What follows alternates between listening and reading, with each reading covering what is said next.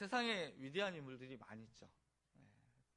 위대한 인물들의 이름을 대라면 테레사 수녀나 처칠, 나폴레옹 칸트, 이런 사람들, 헬렌 켈러, 간디, 이루 말할 수 없이 유명한 사람들이 많이 있습니다.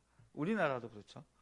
우리나라에도 세종대왕, 이순신 장군, 장보고나 정약용, 김구 선생이나 안창호, 이런 분들이 있습니다. 이름을 다 대지 못해서 그렇지 정말 훌륭하고 위대한 인물들이 많이 있습니다. 우리는 오늘 본문에서요, 가장 위대한 한 인물의 그 죽음을 보게 됩니다. 예수님이 누가복음 7장에 보면 이렇게 말씀하죠. 여자가 낳은 자 중에 이보다 더 큰 자가 없느니라. 모든 사람은 여자가 낳죠. 여성이 아이를 낳으니까. 근데 이 세상에 존재하는 여성이 낳은 사람들 중에 가장 큰 그 사람이 누구인가? 바로 세례 요한입니다. 예수님이 그러하여금 그렇게 칭찬을 하시고 그렇게 말씀하셨죠. 그는 제사장 가문에서 태어난 선지자, 구약의 마지막 선지자였고요. 그리고 물세례를 베풀어 죄사함을 얻게 하는 그런 일을 해서 세례 요한이라고 불렸습니다. 근데 이 세례 요한의 인생을 보면 우리가 많은 것을 발견할 수 있는데 그의 삶을 통해 하나님이 이루신 게 되게 많다는 거예요. 뿐만 아니라 그의 삶을 통해서 우리에게 주시고자 하는 감추어 두신 비밀들과 은혜들이 많이 있습니다. 오늘 그 세례 요한의 인생을 통해서 하나님이 우리에게 주시는 영적인 지혜를 깨닫게 되기를 바랍니다. 예수님의 소문이요, 이제 헤로데에게까지 들렸습니다. 예수님의 능력도 대단했죠. 죽은 자를 살리고 나병 환자를 고치고 앞을 보지 못하는 사람들을 보게 하고 정말로 수많은 사람들에게 기적을 일으켜 먹을 것을 주신 그 예수님. 능력이 대단했지만 우리가 지난주에 본 것처럼 제자들도 심지어는 온 유대를 다니며 병을 고치고 귀신을 내쫓는 그런 소문이 꼬리에 꼬리를 물고 퍼졌던 것이죠. 헤롯이요, 이를 듣고 예수님이 이런 능력을 행한다는 소식을 듣고 이런 생각을 합니다. 얼마 전에 자기가 목 베어 죽였던 그 세례 요한이 아마 살아나서 그 능력이 그 안에서 역사하는 거다. 완전 무서웠겠죠. 정말 세례 요한이면 헤롯이 직접 목을 베어 죽이라고 명령했으니 얼마나 두려웠겠습니까? 아무튼 그런 두려움이 그 가운데 있었을 거예요. 오늘 본문에는 세례 요한이 죽게 된 배경이 이렇게 등장합니다. 당시 분봉왕이었던 헤롯 안티파스는요, 그 이복 동생이 있었어요. 이복 동생 헤롯 필립이라는 동생의 아내 헤로디아를 한눈에 반해요. 그래서 자기에게 원래 있던 본부인을 내쫓고 동생 아내를 빼앗아서 재혼을 했습니다. 이게 오늘 본문의 얘기예요. 세례 요한이 그걸 보고 그냥 넘어가지 않았겠죠. 그래서 동생의 아내를 취한 것은 옳지 않다, 이렇게 말을 했습니다. 헤로디아도 아마 그 헤롯 안티파스하고 결혼한 것에 대해서 불만이 없었던 것 같아요. 이로 인해서 헤로디아의 눈밖에 났습니다, 세례 요한이. 그래서 기회만 나면 이 세례 요한을 죽이고자 했어요. 반면에 헤롯은 우리가 아까 말씀을 읽은 대로 그가 그 바른 말을 통해서 헤롯이 잘못할 때 이 지적해주는, 그럴 때마다 마음으로는 몹시 괴로웠죠. 그러면서도 그 말을 듣는 것이 또 그 목마름이 있었기 때문에 즐거웠어요. 그래서 그는 거룩한 사람이라고 인정하고 신뢰했기 때문에 헤로디아나 또 다른 사람들이 세례 요한을 죽이려고 해도, 괴롭히려고 해도 그를 조금 보호하는 그런 성격을 가지고 있었습니다.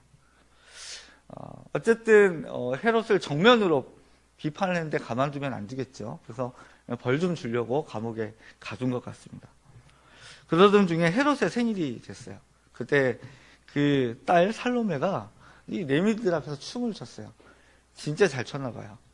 레빈들이 흥에 완전히 취할 만큼 잘 췄던 것 같습니다. 헤롯이 너무 기뻤어요.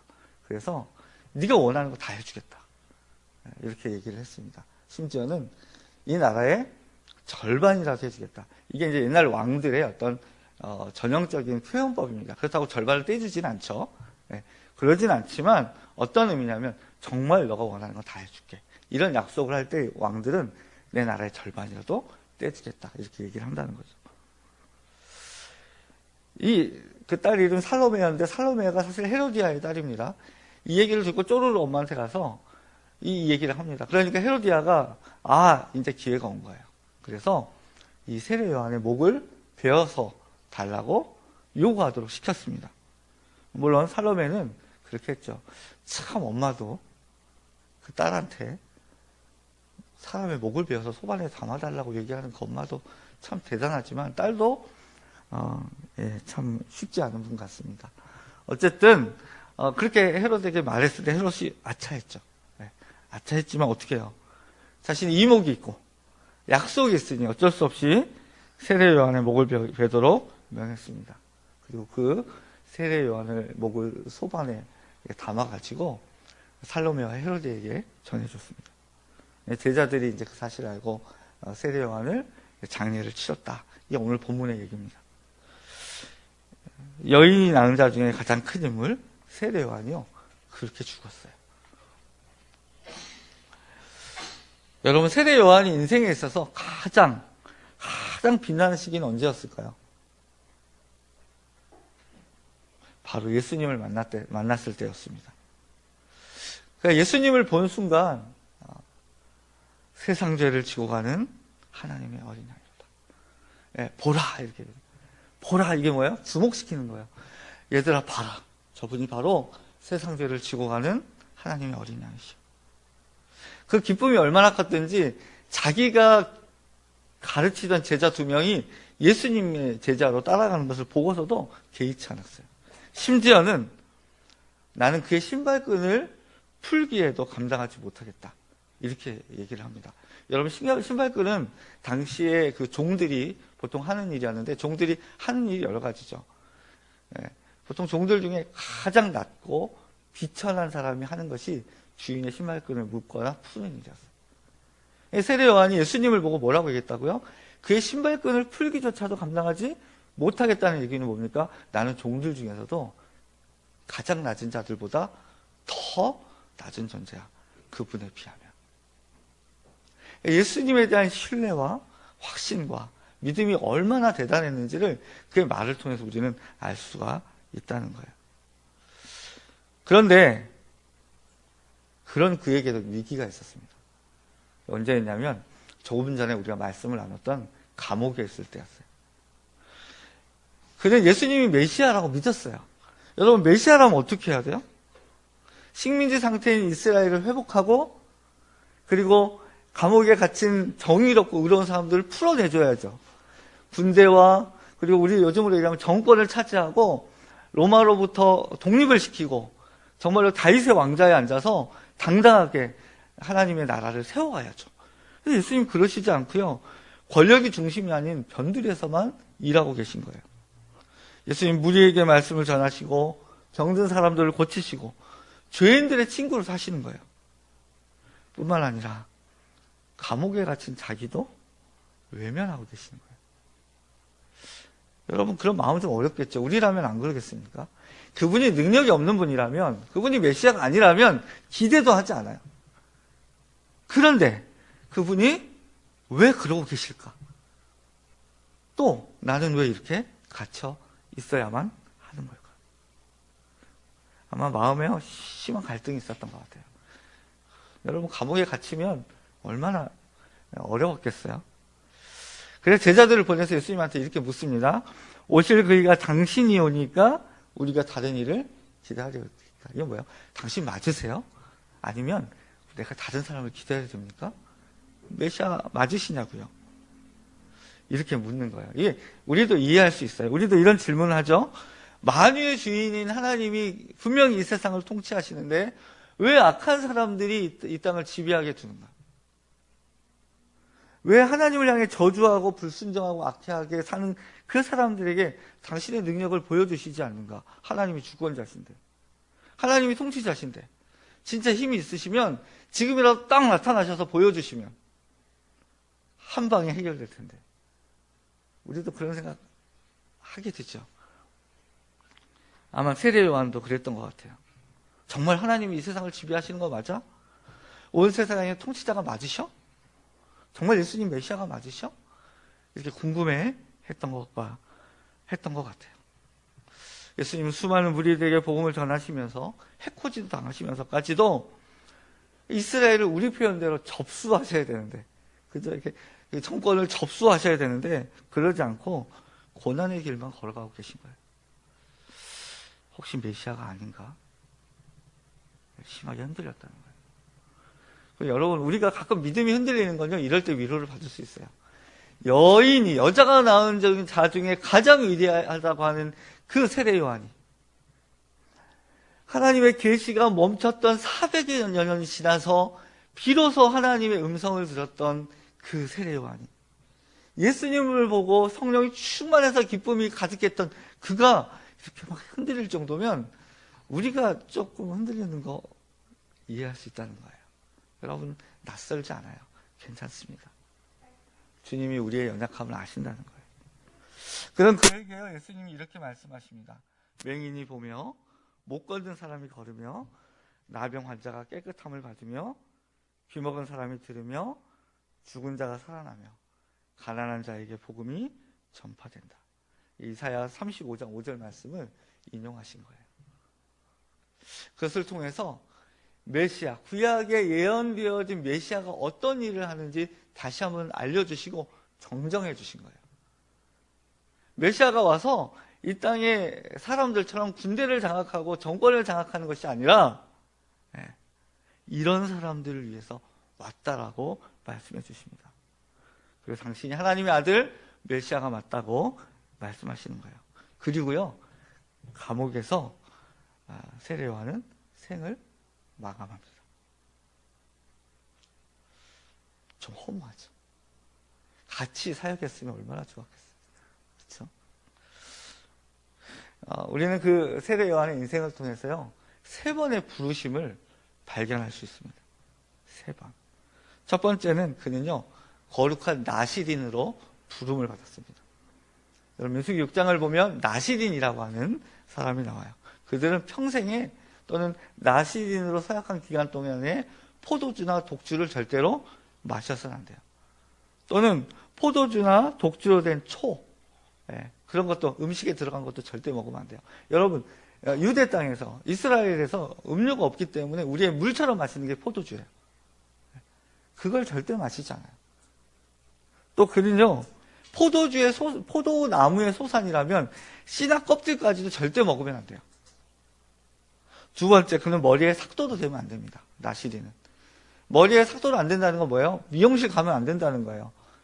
그러니까 나시린으로 있는 기간 동안 머리를 계속 길러야 되는 거예요. 평생 나시린이면 그걸 자르면 안 되는 거예요. 또 시체를 가까이 해서는 안 됩니다. 심지어 부모님이 돌아가셔도 그 부모님을 수습해서는 안 돼요. 형제가 죽어도 그래요.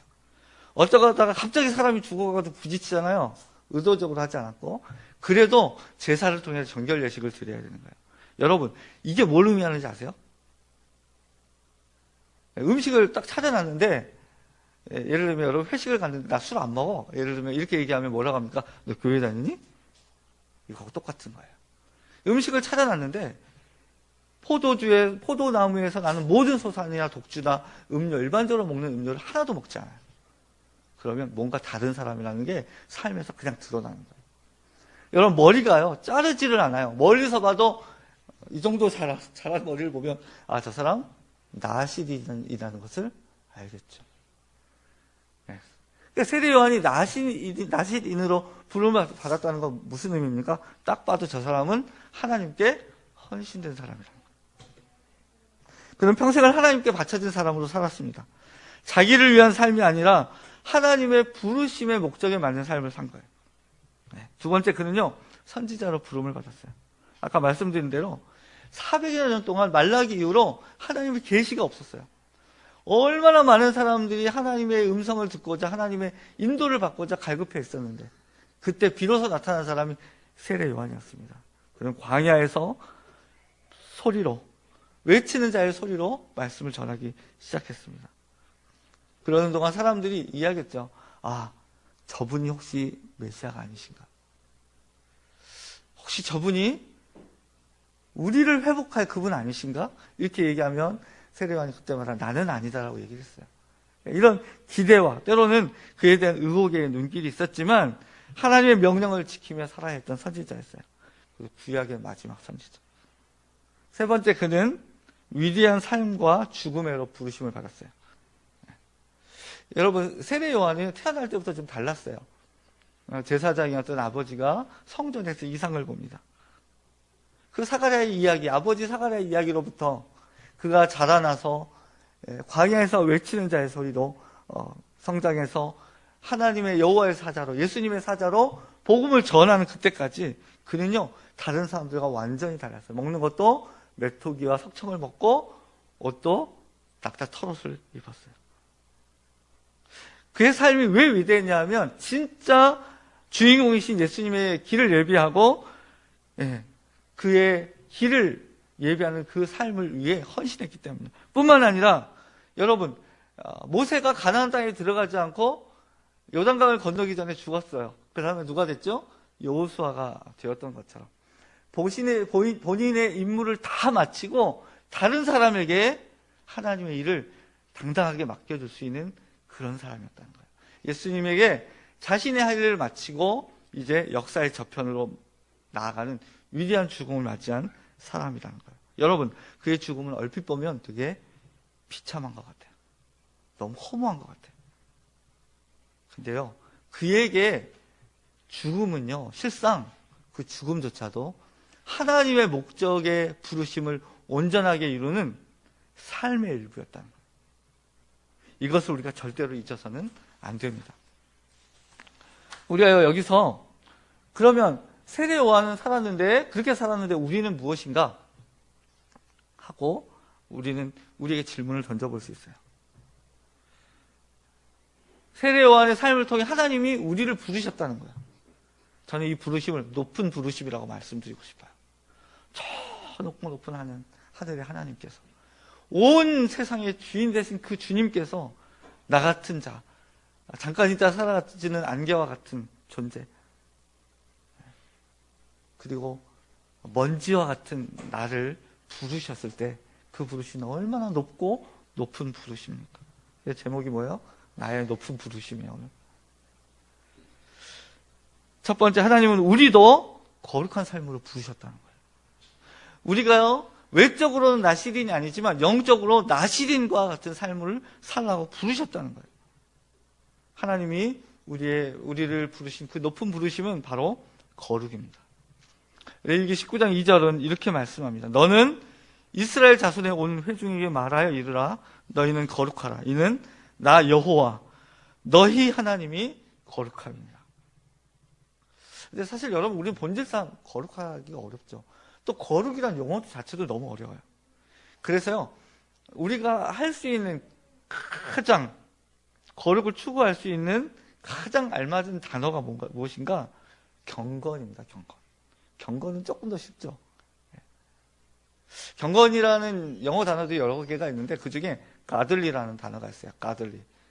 Godly 이라는 전미사가 붙어서 가들리라는 단어를 만들었습니다. 그래서 뭐는 하나님을 정말로 신실하게 믿는 사람들을 가들리하다고 얘기해요.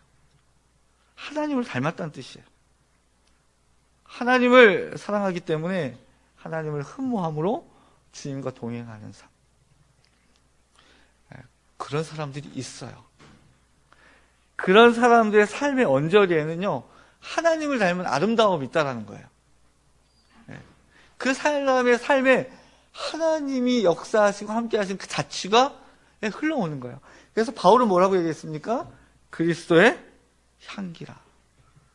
너희는 그리스도의 향기라. 냄새가 나는 거예요. 좋은 냄새가 나는 거예요. 하나님의 향기가 나는 거예요. 또 고린도후서 3장 2절에서 너희는 그리스도의 편지라. 우리가 우리 삶을 통해서 누군가에게 읽혀지는 거예요. 우리를 보면, 그리스도인의 삶을 보면 하나님의 마음이, 하나님이 어떤 사랑을 가지고 우리와 함께 하시는지 읽혀지는 거예요. 그가요 결국은 이렇게까지 얘기합니다. 갈라디아서 6장 17절에 내가 내 몸에 예수의 흔적을 지니고 있노라. 여러분, 우리도 세례 요한처럼 거룩함의 존재로 부르심을 받았습니다. 두 번째, 하나님은 우리를 예언자적인 삶을 살도록 부르셨어요. 세례 요한이 선지자로서 부름을 받았다면 우리 그리스도인은 예언자적인 삶을 살아야 합니다. 우리가 살아가는 시대는요, 고도의 자본주의화된 사회예요. 우리 이건희 회장님 아직 살아 계시죠? 그분은 병실에서 아무것도 하지 않아도요, 1년에 수십억, 수백억을 벌어요. 어떤 사람은 1년 내내 정말 죽도록 일을 해도 정말 먹고 살기 힘든 사회예요. 공평하지 않아요. 물질이 있는 사람들이 부하고 더 부해지고 가난한 사람들은 점점 힘들어지는 그런 것들을 쉽게 옆에서 볼 수 있어요. 경쟁과 탐욕으로 인간의 정신을 마모시키고 사람들의 소중함을 잃어가는 그런 시대에 살고 있습니다. 생존의 벼랑 끝으로 내몰린 젊은이들과 사람들이 얼마나 많습니까? 그런 누추한 삶의 자리에 우리 그리스도인들이 부르심을 받았다는 거예요. 여러분, 역시 예언자는 미래를 점치거나 사회 저항을 하는 사회 저항가를 의미하는 게 아니에요. 예언자적 삶이라는 것은 무엇인가 하면 그 시대의 지배 문화에 적응이 되어버려서, 그리고 동화되어 버려서 거룩성을 잃어버린 교회, 거룩성을 잃어버린 그리스도인들에게 경각심을 일으키는 존재예요. 어렵죠. 쉽게 말하면 노라고 말할 수 있는 사람입니다. 이 시대에 윤리적으로 붕괴되어지는 것들에 대해서 그건 아니다라고 얘기할 수 있는 사람들인 거예요. 우리 기본적인 인간의 윤리와 성경이 가르쳐준 윤리에 기반해서 삶으로 그건 아니야라고 얘기해 줄 수 있어야 된다는 거예요. 여러분, 어떤 기사를 보니까 이런 내용이 있어요. 아버지와 아들이 한 아파트에 살아요. 같은 집이 아니고 아들은 위층에 살고 아버지는 그 아래층에 사는 거예요. 뭐 5층, 4층 이렇게 사는 거겠죠. 근데 아버지가요, 고독사 하셨어요. 그래도 같이 안 사는 사람보다는 좀 낫다고 얘기할 수 있을지 모르겠어요. 그죠? 또 아버지를 죽인 사람도 있으니까 그보다 낫지 않냐 이렇게 얘기할 수도 있겠어요. 하지만 그건 아니죠. 우리 그리스도인들의 삶으로 그건 아니라고 보여줄 수 있어야 돼요. 우리 이 시대가 무엇을 향해 잘못 가고 있는지에 대해서 얘기할 수 있어야 돼요. 내가 직장 운영하는 사장이라면 정말로 힘들게 수고하고 애쓴 사람이 먹고 살 수 있도록 도움을 주어야 해요. 자기의 부를 늘리는 것도 중요하지만.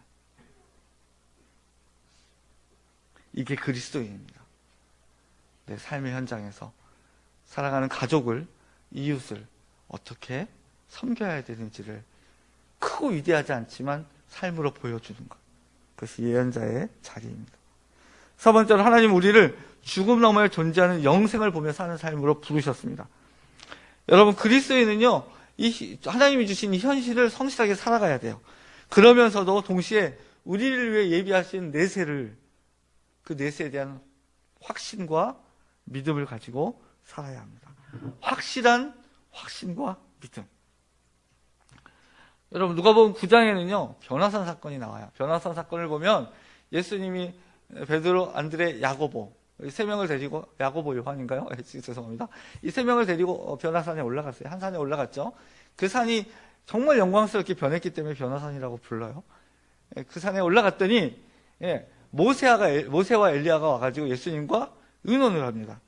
문득 두 사람이 예수와 함께 말하니 이는 모세와 엘리야라. 영광 중에 나타나서 장차 예수께서 예루살렘에서 별세하실 것을 말할세. 그런데 여러분 잘 생각해 보세요.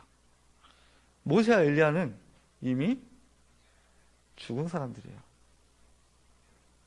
그런데 그들이 지금 살아있어요. 그죠? 성경은요, 그들이 여전히 살아있다고 얘기합니다.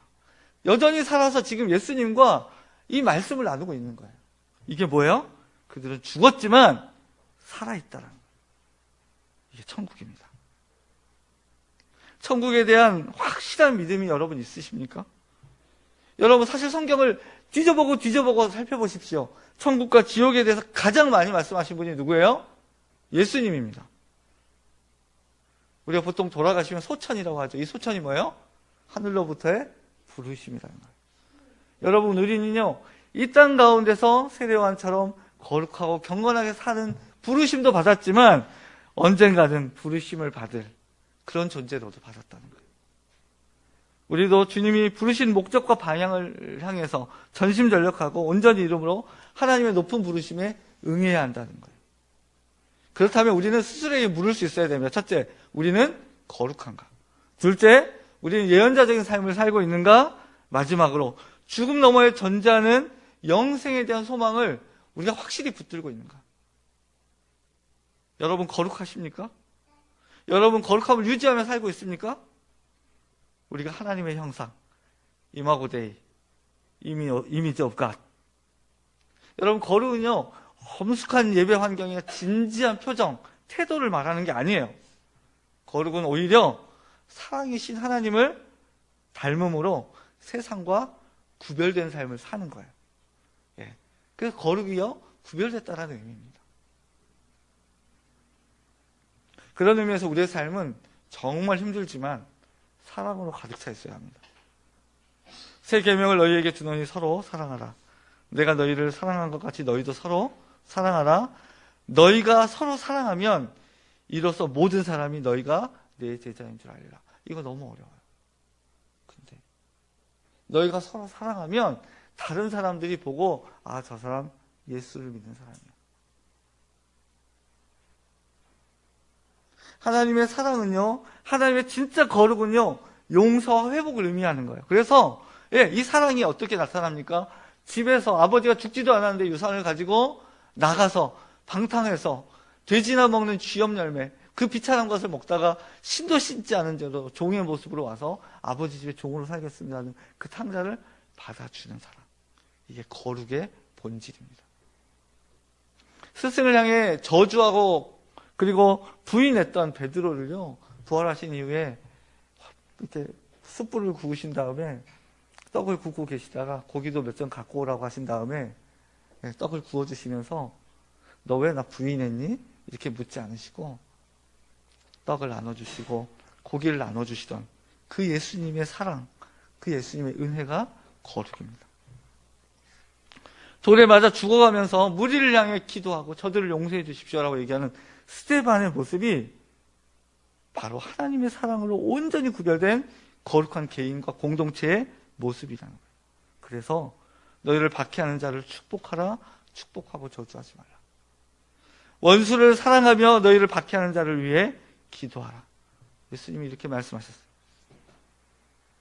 여러분, 우리 한번 그렇게 쉽지 않지만 살아봅시다. 저도 이거 안 돼요. 어려워요. 마음을 아무리 다짐하고 다짐해도 조금이라도 나에게 기분 나쁜 일이 있으면 불끈하고 화가 나는 게 저예요. 여러분 안 그러십니까? 그러지 맙시다. 둘째, 우리는 예언자적인 삶을 살고 있는가 생각해 봐야 됩니다. 세상의 탐욕, 욕심, 너에게 먹고 마실 것이 있으면 족한 줄 알라고 하셨는데, 여러분 더 많은 것을 위해 다른 사람들을 어렵게 하고 착취하는 일은 하지 말아야 한다는 거예요. 그래서 예언자적인 삶은요, 대단해 보이지만 실상은요, 사회 질서를 존중하고 약자를 보호하고 삶의 목적을 잃어버린 사람을 위해 기도하는 거예요. 사람의 도리를 따라 사는 거예요. 그게 예언자적인 삶의 기초입니다.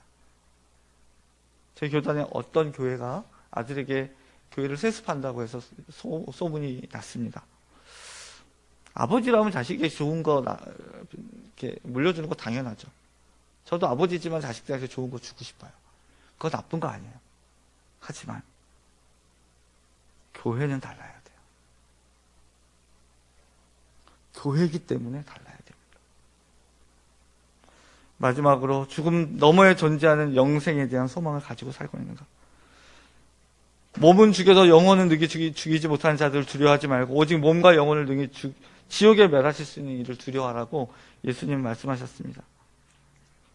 그래서 바울은 골로새서 3장 1절에서 4절에서 이렇게 말씀합니다.